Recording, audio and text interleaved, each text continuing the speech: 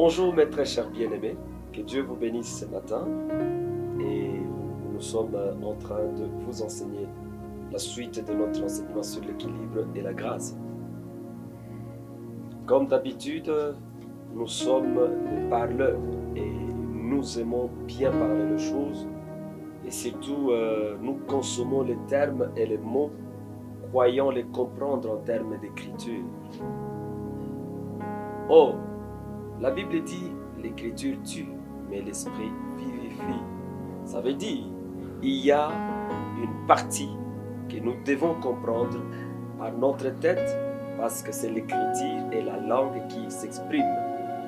Mais il y a un autre niveau que nous devons atteindre où ce n'est plus le langage, ce n'est plus la langue, ce n'est plus notre culture qui parle, mais c'est plutôt la volonté de Dieu ou en d'autres termes l'inspiration du Saint-Esprit sur la dite chose que nous sommes en train de parler.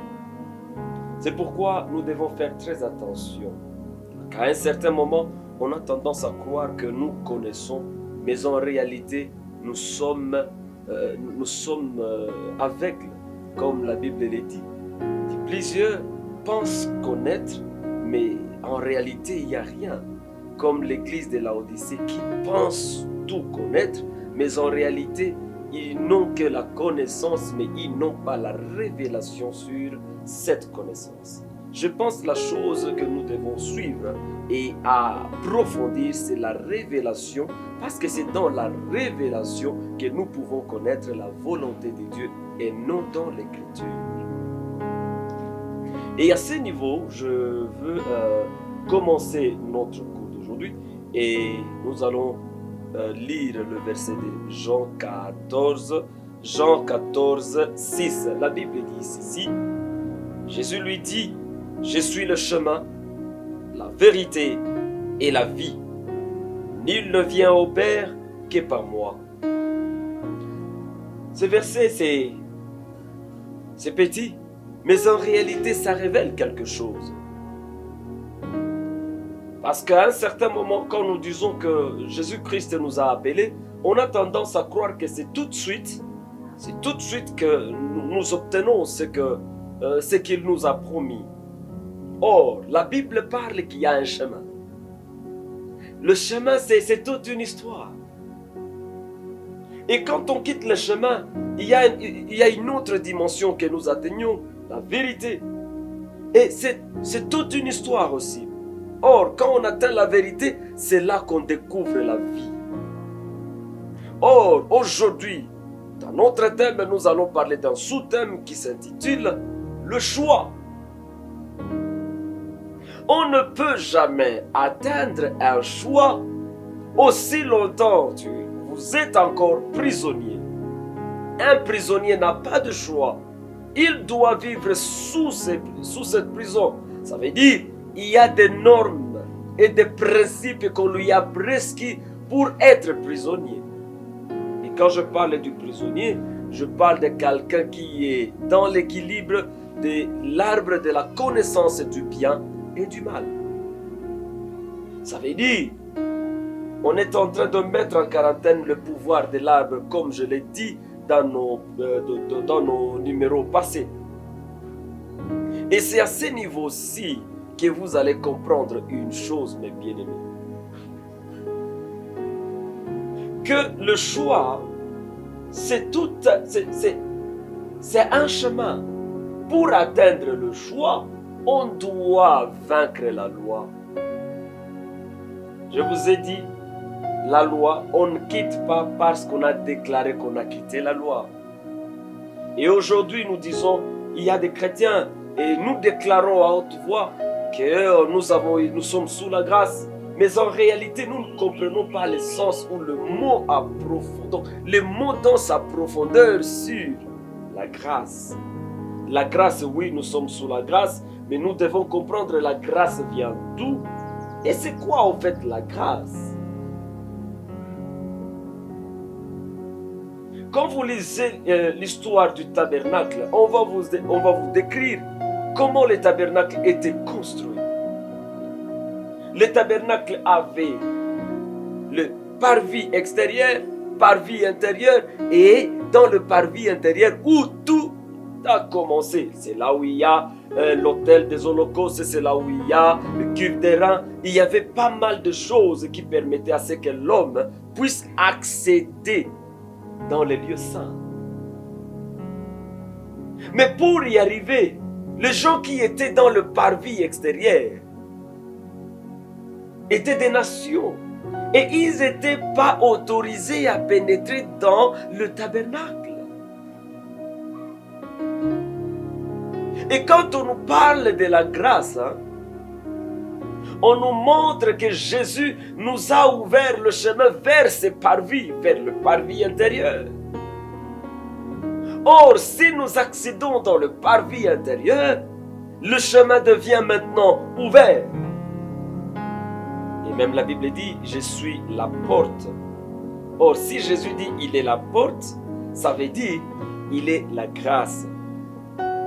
Et c'est à ce niveau-ci où les gens ont mal compris le mot grâce. Nous l'avons compris selon le français, mais nous ne l'avons pas compris selon la révélation de l'Esprit. Le mot grâce, qu'est-ce que ça veut dire, le mot grâce? Le grâce, c'est un moyen. C'est juste une opportunité. Mais la grâce, on ne l'offre pas. Ce n'est pas toute une vie, je vous assure. Quand nous entrons dans la grâce, on a tendance à croire que la grâce, ça veut dire on vit par la grâce, on respire par la grâce. Tu vois, ça veut dire la vie est sous la grâce. Ça veut dire c'est un demeure qu'on doit vivre. Je vous assure que ce n'est pas le demeure, mais plutôt c'est juste une opportunité qu'on vous offre afin que vous puissiez participer. Sinon, on ne dirait pas la grâce et puis après on dit il y a une couronne. On ne peut pas parler d'une couronne sans pour autant qu'il y ait une compétition. Or, quand on parle de la compétition, il n'y a plus question de grâce. Sinon, on aurait vous offrir de couronne juste par grâce. Et à chaque fois, vous allez entendre des chrétiens qui disent, en tout cas, merci beaucoup Seigneur Jésus par le souffle de la vie, tu nous as donné la grâce de respirer. Mais en réalité, respirer c'est la justice de Dieu. Parce qu'il donne à tout le monde. Ce n'est pas parce que tu es chrétien que Dieu t'a donné la grâce de respirer. Parce que les chrétiens n'ont pas le droit de respirer. Non, même le païen respire, je vous assure. Oh Seigneur, merci parce que tu nous as donné la pluie aujourd'hui. Je vous assure, ce n'est pas parce que vous êtes chrétien que Dieu vous a donné la pluie. Mais Dieu vous a donné la pluie parce que c'est ça. C'est la justice de Dieu. Il est le Père de la création. Et il veille sur sa création. Et c'est là où réside le plus grand problème que nous sommes en train de vivre ces derniers temps au sein de l'Église. On dit toujours Seigneur, merci. Plusieurs sont morts, mais par ta grâce, je suis vivant. Je vous assure, c'est pas ça la grâce. Quand il faut prendre la grâce, vous devrez prendre la grâce à la dimension du salut.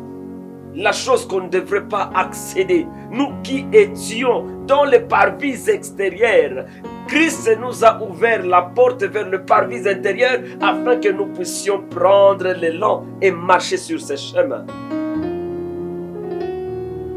Ça veut dire, il y a tout un processus. Il y a un processus, ça veut dire on doit accéder à quelque chose. Mais pour y arriver, on doit prendre notre temps pour accéder à la vie. La Bible dit dans Jean 3,16, il dit, car Dieu a tant aimé le monde, il a donné son Fils unique, afin que quiconque croit en lui ne périsse point, mais qu'il ait la vie. On a tout de suite tendance à croire que quand nous croyons en Jésus, automatiquement nous avons la vie. Or, quand nous croyons en Jésus, nous entamons ce qu'on appelle le chemin. Et ce chemin possède pas mal de choses. Il y a des réalités que nous devons traverser pour accéder à la vie. Et je vous assure, il y a des étapes pour atteindre la vie. Il y a le chemin et il y a atteindre la vérité. Mais le grand problème que nous avons aujourd'hui, peuple de Dieu, c'est parce que nous pensons que c'est avec un bateau magique que nous allons atteindre le salut. Non. C'est par la foi. Et quand on dit la foi, on manifeste qu'il y a une connaissance que l'homme doit avoir pour atteindre à la vie. Effectivement, pour atteindre à la vie, il y a tout un arbre que nous devons vaincre, que l'homme Adam a consommé et qui nous a rendu ce que nous sommes aujourd'hui. C'est l'arbre de la connaissance du bien et du mal. Ça veut dire, pour atteindre le choix, nous devons d'abord quitter dans la prison de la loi. Or, la prison de la loi, c'est pour bloquer la puissance de l'arbre de la connaissance du bien et du mal. Or, si nous sommes en prison, on ne peut jamais obtenir ce qu'on appelle la liberté de choisir. Or, celui qui est prisonnier, il doit choisir entre le bien et le mal. Il n'a pas autre chose. Là-dedans, il n'y a pas autre choix à part changer de position ou vivre ou accéder à la vie de Dieu ou accéder à autre chose que nous disons le mal. Et c'est là où la vie chrétienne est conçue.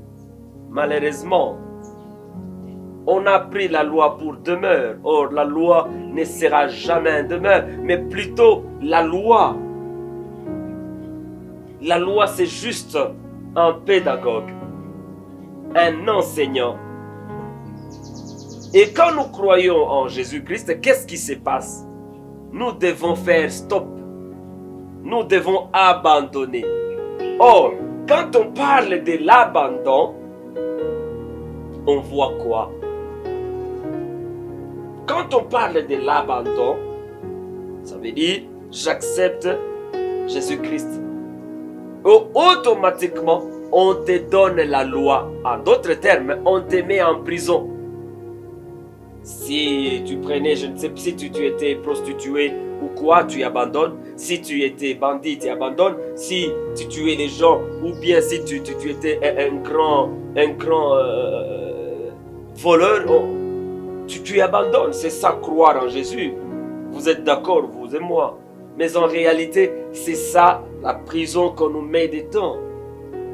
Sinon, donnez la grâce à celui qui ne connaît pas la valeur de la grâce. Ça veut dire, ce n'est pas la grâce. C'est comme dire donner la liberté à une personne qui vit dans la libertinage. C'est comme si tu dis, en tout cas, vous les prostituées, je vous offre la liberté. Alors ils seront libres et ils vont devenir libres dans leur situation. Ça veut dire, ils le feront même, ils vont accentuer leur travail. C'est pourquoi avant d'accéder à la grâce, vous devrez comprendre la valeur de la grâce. Or, on découvre la valeur de la grâce. C'est quand on est en prison. C'est là où nous regrettons. C'est là où nous pleurons. C'est un niveau où nous manquons de quoi dire. Évidemment, c'est parce qu'il y a quelque chose que nous devons comprendre à l'intérieur.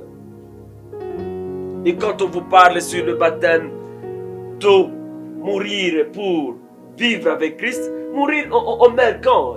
Est-ce qu'on doit d'abord mourir physiquement? Ce n'est pas la mort physique, mais plutôt c'est comprendre pourquoi on nous a mis en prison. Ça veut dire c'est la prison, c'est la vie de la loi, c'est la vie la plus rude qui existe sur la terre. Et quand on est en prison, on a la manque, on ne sait plus, on n'a plus de volonté. Et c'est ce que j'appelle la mort que nous subissons. Ça veut dire on nous ravisse tout ce qu'on devrait posséder. En d'autres termes, on est en train de nous laver, on est en train de nous enseigner à comprendre c'est quoi l'arbre de la connaissance et du mal. Ça n'a rien à voir avec l'arbre de vie jusque-là. Et quand on nous prive la liberté, on sent vraiment mourir en nous-mêmes. Je pense que c'est ça la vie chrétienne. Et de plus en plus, on est en prison. Et je vous parle, quand vous êtes en prison, il n'y a pas la grâce là-dedans. C'est l'endroit où on nous purifie. C'est l'endroit où on nous inculque. C'est l'endroit où on nous enseigne. C'est l'endroit où quelque chose est sur le point de clore. Ça veut dire, c'est l'endroit où nous tombons enceintes de quelque chose qui doit surgir au grand jour. Mais pourquoi on n'arrive pas à comprendre quand on parle de la grâce? La grâce, pour y arriver, c'est tout un chemin. Nous avons la vie par la grâce. Qui vous a dit que vous allez atteindre la vie par la grâce? Non, atteindre la vie, c'est un mérite. Celui qui accepte d'entrer dans le prison de la loi, c'est celui qui va découvrir la vraie valeur de la liberté.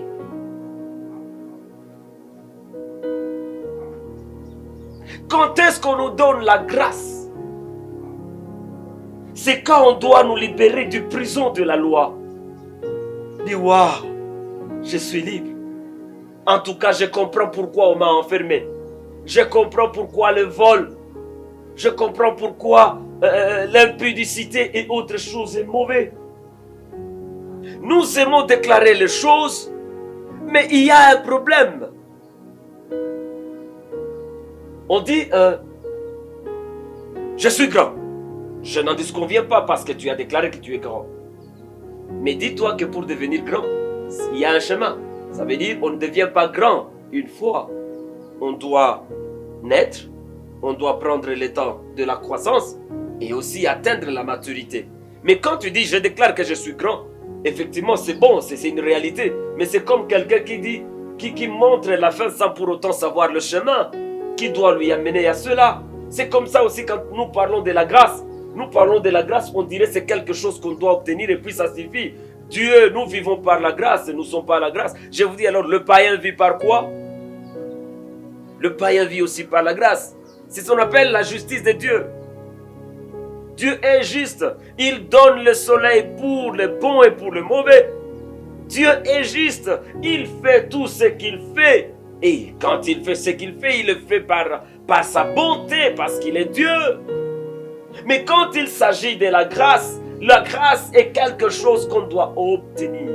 Mais pour obtenir la grâce, pour voir la valeur de la grâce, il faut accepter d'abord être prisonnier de la loi. C'est ça ce qu'on appelle le chemin de la vie de sanctification. Et quand on accepte d'être prisonnier de la loi, effectivement, on est prisonnier. J'aimerais bien avoir une femme, mais on te dit tu n'es pas encore à mesure de la voir. La loi t'étouffe. Et quand on te parle de d'autres choses, j'ai besoin, je vois le poisson, je vois tout ce que je peux avoir. Mais la loi te dit, tu aimes le Seigneur, alors tu dois abandonner.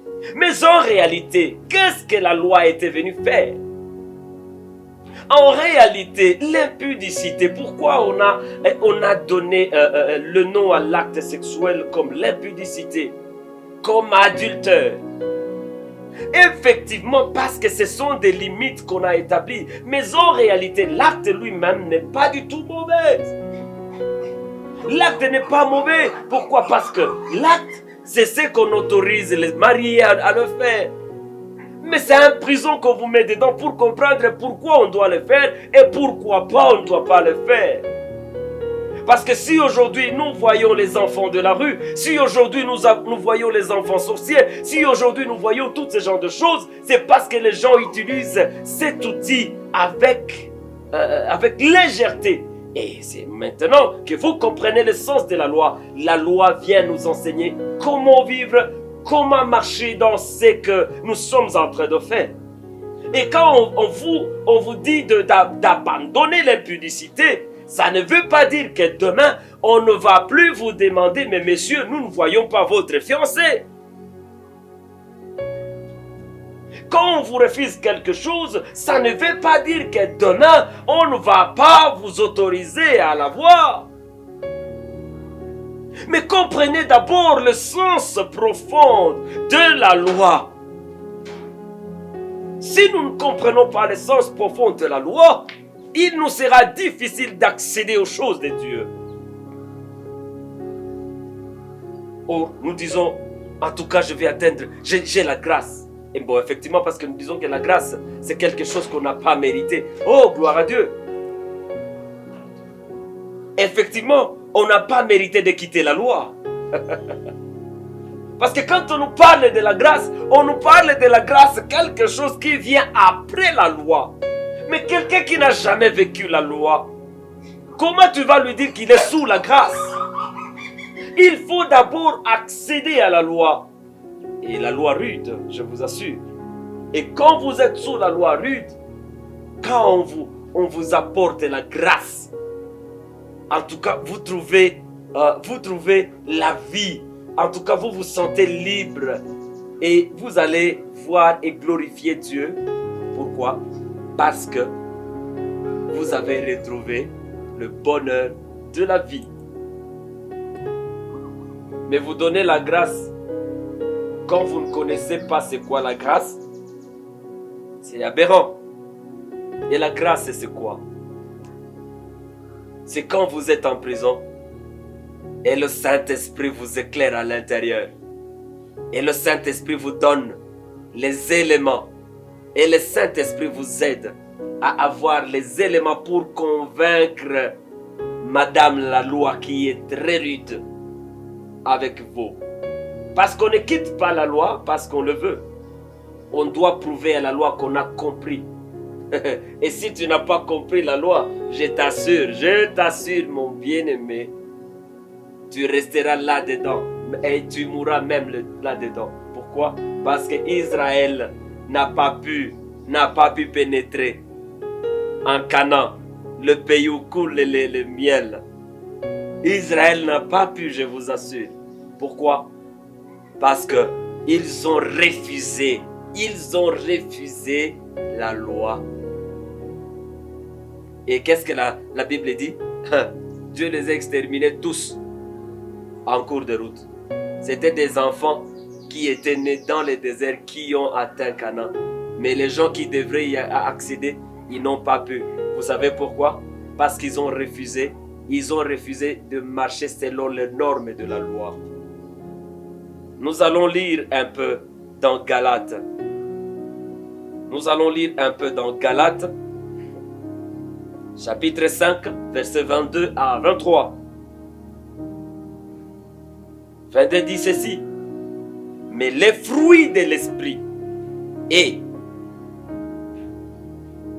l'amour, la joie, la paix, la patience, la bonté, la bénignité, la fidélité, la douceur, la tempérance. J'aime bien le verset 23 qui dit ceci.